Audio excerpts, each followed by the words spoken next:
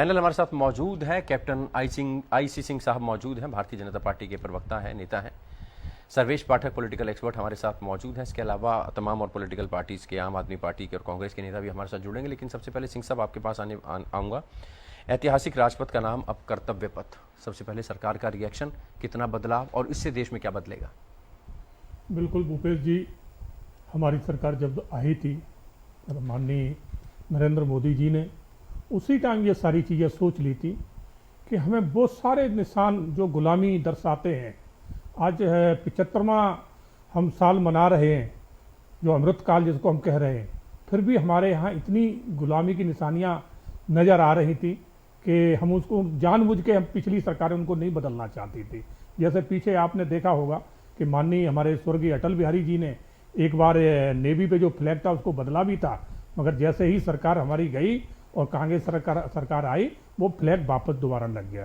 तो अभी हमने उसको फिर हटाया है। तो इसी तरह से ये राजपथ ये दर्शाता था कि आज भी हम जो है ना गुलाम हैं, आज भी यहाँ राजतंत्र है।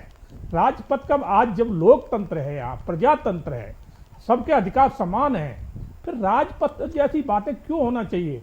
तो माननीय प्रधानमंत्री की जो सोच रही है शुरू से, आपने देखा होगा कि जब प्रधानमंत्री जी आए थे, उन्होंने एक सबसे बड़ा कारनामा वो करके दिखाया था जो ना कोई कभी करता ना कभी ने सोचा होगा। लाल बत्ती, जो वीआईपी कल्चर था, वीआईपी कल्चर, कोई भी लाल बत्ती लगा के वो अपना रोब झाड़ते हुए घूमता था। उन्होंने कहा नहीं, सब समान होंगे, लाल बत्ती कोई कल्चर ये किसी के पास नहीं रहेगा। तो सबसे पहले प्रधानमंत्री जी ने ही उसको खत्म किया था।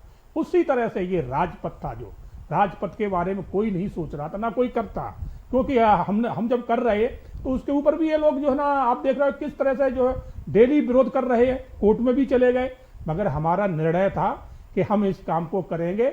ये राजपथ की जगह कर्तव्य पथ होना चाहिए, क्योंकि आम जनता की भाषा आना चाहिए, आम जनता को लगे कि ये चीज हमारे लिए है। और जहां राजपथ तो इस तरह की बातें आ जाती तो लोगों के मन में, खास करके जो हमारे नीचे तबके के लोग हैं, उनके मन में ये आने लगता है कि ये तो भाई बड़े लोगों के लिए है, हमारे लिए यहाँ कुछ भी नहीं है। तो उन सब जितनी कुरीतियां थी जो हमारे देश में अभी तक पनप रही थी, उनको खत्म करने का काम किया है माननीय प्रधानमंत्री नरेंद्र मोदी जी ने। और अभी जो कुछ रह गई हैं उनको भी करेंगे। और आज इतना सुंदर भव्य उसको बनाया है कि भूपेश जी, आप जब आप जाओगे देखोगे तो आप खुद कहोगे कि वाकई में क्या कितना बदलाव आया। आज वो जो नदियां तो बनी है बगल में, वो पहले भी थी, मगर पहले की और आज में आप देखोगे, पहले उनके अंदर पानी भी इतना गंदा रहता था, उनके अगल बगल में ना कोई साफ सुथरी घास होती थी, ना बैठने की जगह होती थी।